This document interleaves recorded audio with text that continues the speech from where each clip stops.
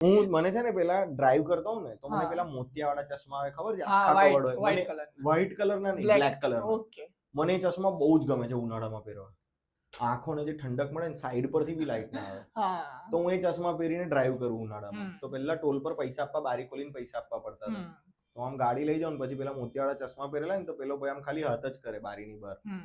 એટલે હું બી બારીની બહાર આમ પૈસા કાઢું. હવે તું આમ હાથ લાય, આ બાજુ હું ગાડી ચલાવું છું. હા, તું તારો હાથ લાય.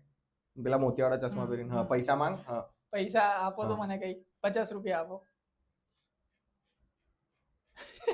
અચ્છા. પછી બાજુમાં ચિરાયું બેઠો ને પેલો એમ કે થોડું નીચે, હા, થોડું લેફ્ટ, હા, પછી અહીંયા, હા, લો. પછી એ પૈસા લે ને પેલો વિચારે કે હા, આ આંધળો ગાડી ચલાવી ગયો છે. પછી પાછી પેલી પાવતી ફાડે QR કોડ વાળી, આપે. હું પાછી પાવતી આપ.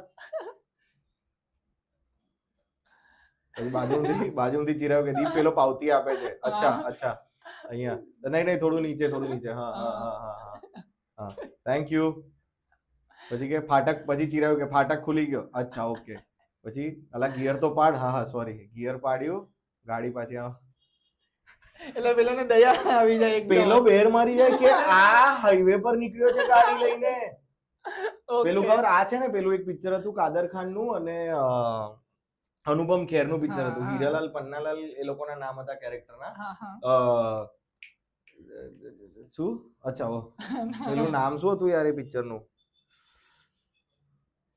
પેલું ડાયમંડ્સ મૂકેલા હોય છે હોર્સ કાર્ટ ના પેલા લેમ્પ ની અંદર. એ કઈક ટેક્સી નંબર વાળું જ કઈક તો ઘટના હતી. વિક્ટોરિયા નંબર 903 કે 902 કે એવું કઈક પિક્ચર નું નામ છે. તેની અંદર આ એક જણ આંધળો હોય છે અને બીજો જે હોય તે બહેરો હોય છે, પણ એ બે જણા દોસ્તાર હોય છે. તો તેમાં કાદર ખાન આંધળા હોય છે. તો કાદર ખાન ગાડી ચલાવે છે ને બાજુમાંથી અનુપમ ખેર એમને રસ્તો કહે છે, ભાઈ લેફ્ટ લે, ભાઈ રાઈટ લે. ઓકે, આ એના જેવું થયું. હા, એના જેવું અમે લોકો ટ્રાય કરતા હતા. તો આવા બધા પ્રેન્ક્સ બહુ રમે. પછી ઘણી વખત એવું બી કર્યું છે કે મારી આવે ને તો આગળ એક ગાડી કે ટ્રક ઉભી હોય તો હું એક્ઝેક્ટલી ટ્રકની પાછળ લઉં ગાડી, અને પછી મારી સીટ આખી રિક્લાઇન કરીને ડ્રાઈવર સીટની આખો સુઈ જાઉં. પછી નીચેથી સ્ટીયરિંગ તો સીધું રહે, એટલે આમ એક્સિલેટર આપીને ગાડી આમ સીધી પાછી ટ્રકની પાછળ જાય ને હું